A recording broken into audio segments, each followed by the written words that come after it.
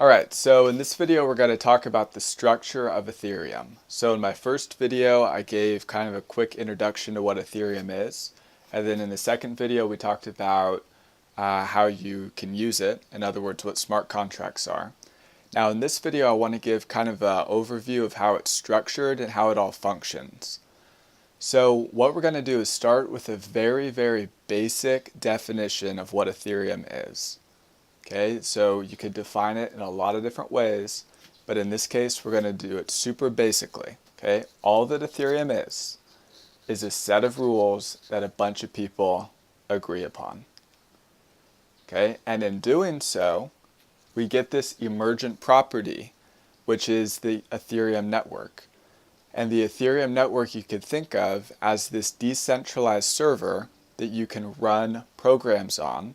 Anybody has access to it and anybody can run programs on it, but in order to execute the programs you need to pay in this currency called Ether. Okay, and you could use Ether either in the real world like people use Bitcoin, or you can use it exclusively for this decentralized computer. So Ether is its own currency, and in order to run things on this decentralized server you need to use Ether. But you can also use Ether as a currency if you so desired. Okay, so I just said a lot of stuff there. Let me back up and we'll start with a really simple metaphor. Okay, so if you want to understand Ethereum, this is an easy metaphor to get. So back in the day we had the Morse Code. We still have the Morse Code, it's just that people don't really use it that much. Okay, and what the Morse Code was a solution to this problem. So we had all these cities, or maybe there were boats out in the sea or whatever, and they needed a way to communicate. And somebody invented this thing called the Morse Code.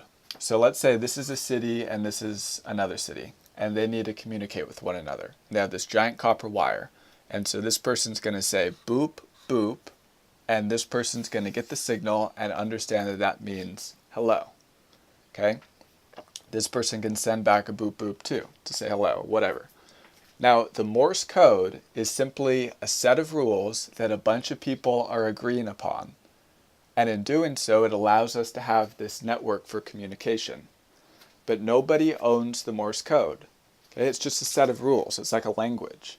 And so if you wanted to upgrade the Morse code, then you would have to convince everybody in the network that we are now going to say boop, boop, boop for hello instead of boop, boop. Okay, that is possible, but it's difficult. And so what you might have is, one section of the network using the old way, and then another subnetwork using the new way. Okay, and that's what we call a fork. So if the Ethereum network forks, it's because somebody proposed a new set of rules that not everybody agreed to. In some cases you'll have a fork where it's like 99% of the people do it, and then you just don't even call it a fork, right? Because everybody in the network is agreeing to the change. But the point that I'm making with this metaphor is that it's an easy way to understand that nobody owns the Ethereum network. It's just an agreed upon set of rules that everybody is agreeing to. Now, where is this set of rules written?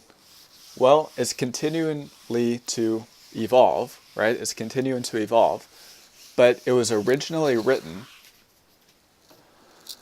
in the Ethereum yellow paper. Okay, so this was written in English, so it's the yellow paper, and I'll give you a link if you want to read this. And it's a formal specification, meaning that it's written in extremely precise mathematical language, but it's a formal specification for how the network functions and what each individual node is going to do in order to allow for this emergent property of the Ethereum network. So it's written in English though.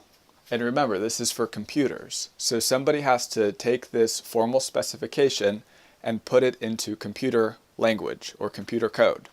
And so people have done that. And this is where it gets a little bit tricky. People have done it in multiple languages. So we have multiple clients, which are simply this set of rules that are written in English that are implemented in multiple computer languages. So we have one client that is the most popular, at least at this point in time, which is the Go Ethereum Client, or what is shortened in slang to geth. Okay? And so this is the Ethereum Client, which is the set of rules written in the programming language Go. Okay, there's another one called Parity, which is written in Rust. Okay, and it's an Ethereum client that implements this set of rules just in a different computer language. It's like if you were to use the Morse code, okay, well maybe this city is speaking Chinese and this city is speaking English, but if they translate it into the Morse code, then they could say boop boop and this person still says hello and this person understands it even though they speak different languages. So that might not be the perfect metaphor, but it's kind of what I'm talking about, right? So we have these sets of rules that are implemented in different computer languages. And actually having it written in multiple languages gives the network more resiliency. It's like if you were to have an apple orchard, let's say that you grow apples for a living, and let's say that you only grow one type of apple, and you do the red delicious apple, which nobody really likes because it tastes awful. Maybe some people like it. I don't really like the red delicious. But that's like, you know, the classic apple, the red delicious apple. Well, if that's the only variety you grow, that's a very dangerous thing to do, because if there is a bug that is able to crack the genetics of that type of apple, your entire business is going to go kaput, because that bug is going to just knock out your entire orchard. But if you have multiple types of apples, you have the Braeburn apple, you have the, Pink Lady apple, you have the Honeycrisp, and so you have a large variety of apples on your orchard, then if the genetics of one of them is cracked, then at least you still have 3 other varieties, and you're not going to go kaput. And so in the same way, by having this written in multiple languages, if one of the languages has a problem, the network still has resiliency, and so it'll continue to go on. So even though it makes things a little bit more complex, it's actually a good thing for the network ecosystem. Okay, so we have the language in Go, we have the language in Rust. It's also written, or the implementation in Go, the implementation in Rust. There's also an implementation in C++, in Java, in JavaScript. So this is implemented in all sorts of different languages, and you get to choose whichever one you want to use. Now in the future, hopefully, my vision of how this could work in a very seamless way is that this is just all built into, is built into the operating system of the computer, right? So you could just have Ethereum and it's built into the operating system of macOS, or it's built into Windows or whatever, and you don't even have to think about it.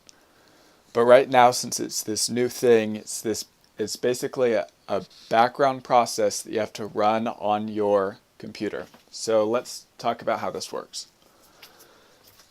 So let's say that you install one of these clients, and I might do a screen cam capture where I show you how to do this. Well, here you have your desktop computer, and let's say that you install one of these clients. Well, this is going to be a background process, meaning you press the run program button and nothing is going to pop up on your computer. There's not going to be any window. In some cases you might have a command line interface, but it's just going to be this background process that starts running. And so that's like impossible to deal with. What are you going to, like that kind of is the worst user interface ever. And so it's extremely confusing for a lot of people, but I'll show you how to use it. Okay, but you have this background process that's running on the computer. So we'll just put it wouldn't show up, but I'm just going to say this is the background process. Now, this background process is going to communicate with other peers on the network. Okay, so these are all the other computers, and they're running the background process too, and it's going to behave like a peer-to-peer network like Napster or BitTorrent or any of those others, where it's going to find peers and they're going to start syncing and exchanging pieces of the blockchain with one another until everybody gets into sync. Some of these people on the network are going to be miners. Some people are just going to host a copy of the blockchain. So there's all these different roles that people play. But this background process, which is this client, is the one that is managing all of these things. Now, if you want to do something, like if you want to pull information out of the blockchain, or if you want to, do some sort of function that makes something happen on the blockchain, the way that you interact with that is by sending, and this is kind of complicated, you don't have to understand this, but you send a JSON dictionary via this JSON RPC protocol. This is just for developers. Otherwise, it's just going to happen through an app for you. But you put a dictionary, you give a dictionary to this background process, and it's going to give you a JSON dictionary back with all your answers. And so when you see these different apps or dApps, these decentralized apps, in some cases they're in a web app, and what they're doing is they're just sending a JSON dictionary to this background process, and it's getting the answer back, and it's just giving you a nice user interface. In some cases, you'll have a built-in macOS app that's doing the same thing, where it's just exchanging JSON dictionaries with this background process and getting back answers. Okay? So this background process is the Ethereum client, and then you have all these apps, whether it's a web app or whether it's a desktop app, that are communicating with this background process, and they present you with a nice user interface so that you can just click a button or do whatever. Okay? So this is kind of an introduction to how Ethereum functions and stuff. I could talk about this stuff for hours and bore a lot of people really fast, and so I'm going to stop it here, and I'll just show you on the screen cam kind of an example of how this all works. I'll probably use the Go Ethereum command line interface. And by the way, in the future, remember, this is like still a nascent piece of technology. I don't know if that's the right word, but a very young, developing technology. And so it's extremely complicated right now. But if you fast forward 5 years or 10 years, then it hopefully will be much more seamless and easier to use.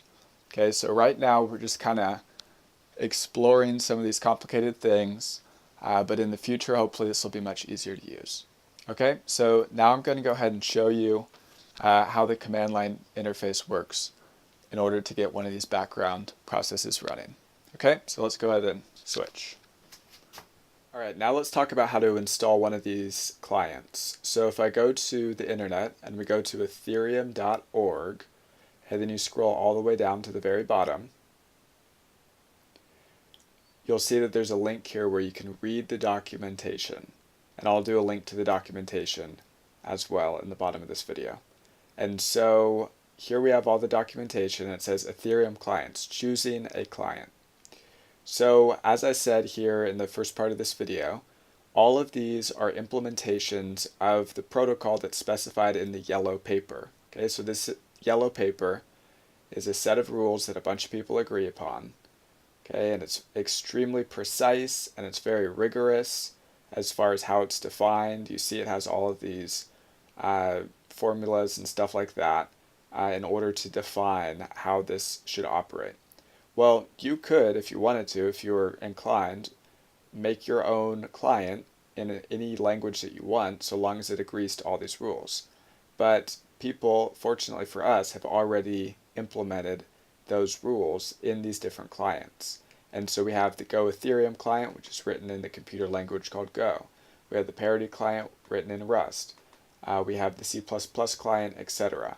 And so you get to choose whichever one you want to use as a developer. Okay, now if you're just a casual user, then you really don't have to worry about this, because as it says here, most users will just use the Mist/Ethereum wallet, which is this application right here. If you watch my other video, you know about Mist. And what Mist does is it already has Go Ethereum and C++ bundled into it, and it defaults to using Go Ethereum. It says it right there. So right now, as you can see, I opened this up and it's already downloading in the background. It's looking for peers, and this background process, the Go Ethereum background process, is running in the background and it's taking care of everything. But the reason why you're watching this video, and the reason why we're talking about this is because we want to build our own. We don't want to just have to use Mist. We want to build our own app that can interface with the Ethereum network. So I'm going to go ahead and close this. And what we want to do, let's say that we want to build a blockchain explorer. Okay, so we know about Etherscan if you've ever used this. So Etherscan is a way for us to be able to kind of explore the blockchain, and you could look at different transactions and you could do all this stuff. And it has all this information, and it's kind of like a Google for the blockchain, but it's kind of dry.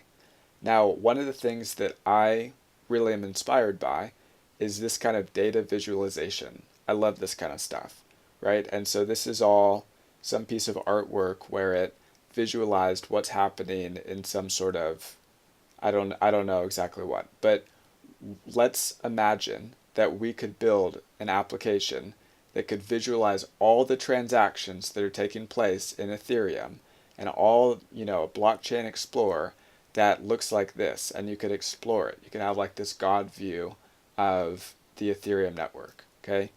That is something that I think would be extremely cool to do. And so I have not done that yet, but what we are going to do is explore the foundation of how we could do something like this, okay? So the first thing we need to do is have one of these clients running on the background of our computer so that we can pull information about the blockchain from it. So what we're going to do here is install Go Ethereum. So if you just go to ethereum.org/CLI, then it says command line tools for the Ethereum network. Blockchain developers, hello. And then what you can do is download, first you have to download Homebrew, and then you have to download this, which will be the Go Ethereum client. Now I already have this installed, so I'm just going to open up Terminal, and instead of doing all this, I'm just going to type in geth. Okay, and there it goes. So now this background process is running on my computer. If I open up the activity monitor, you can see that here it is. Geth is running. Okay, and it should be using up network as well. So here's some network stuff, and you can see that it's syncing with all the other nodes in the network. So now if I have an application, which I happen to have right here, that will interface with that background process, then I'm able to pull information from that background process. So let me go ahead and show you. I'm going to go ahead and close this. I'm going to say terminate, and then what this little basic app that I just wrote, it's like the most basic thing ever. All that I want to be able to do is type in a block number. So let's say, the 54th block, and I want to press enter, and I want to get information about that block. But as you can see, since I closed that background process, it says error, unable to connect to Ethereum. Okay, so the way I'm connecting here is I'm trying to pull from this website, and I'm just sending a JSON dictionary to this, and then I get a JSON dictionary back. This is just the protocol. It's called JSON RPC. If you Google JSON RPC Ethereum, you'll see all the different methods that you can use. So I can call this command, which is get block by number, get block by hash, and you get a balance of a certain address. There's so many different commands that you can do, and this is how you interface with the blockchain. Okay, so anyways, this might be a little bit confusing, but let me just show you what I want to do. So what I'm going to do is I'm going to open up Terminal, and I'm going to say geth, and I'm also going to do RPC, which is a little flag that will open up this HTTP thing. So I'm going to say enter, and now the background process is running again, and if you see here, it says HTTP endpoint opened, and it says that right there, which is the local host, and then :8545, right? Well, if I copy and paste this, I'm just going to paste it right here, and this is my request URL. So I wrote this very simple app that just is going to send a JSON dictionary to this URL, and it's going to get a response back in the JSON dictionary. Okay, and so that's what this app is. It's running right now. Now before, since that background process was not running, I was getting this error. But now, if I press enter, I get the information about the 54th block. If I do that, I get the information about the first block. If I do 300,000, then I get information about the 300,000th block. Okay, and so let's try and find one here that has a lot of transactions on it. Okay, so this is one of the later ones, and you see that it has all these transactions in it. So it has the block hash, it has the block number, it has all this information, and this is the kind of stuff that we can use in order to build a visualization thing like what I want to do. Okay, so now we have all this information, and now we just have to find a way of converting this into a visual format. We could use some sort of gaming software or something like that. So anyways, that gives you a general idea of what you can do if you have a command line interface thing, and you can do this. Now again, for most casual users, they're just going to use Mist, and Mist will automatically include all of the stuff that they need. But if you're a developer, then you're probably going to want to download one of these clients, and then you connect to it with your apps that are either running on the web, so it could be a web app that connects to it, or if you're like me and you're familiar with developing for Apple products, then maybe you'd want to build a full-on application that can interface with the blockchain that's running in the background process like this. Okay? So hopefully that gives you a general idea. There's so much to talk about, and it would require me to really go into detail to explain all this stuff. So hopefully this gives you a broad overview, and hopefully maybe it'll be me. I don't know if I have the discipline to make this happen, but hopefully somebody can make a kind of visualization thing that explores the blockchain. I think that would be so cool. So if you work on this, send me a comment if you've finished this, because this would just be so cool. Because Ethereum has so much cool information that we can visualize like this. It would just be so much fun. So anyways, that is an example. Hopefully that helped, and I'll see you in another video. Bye.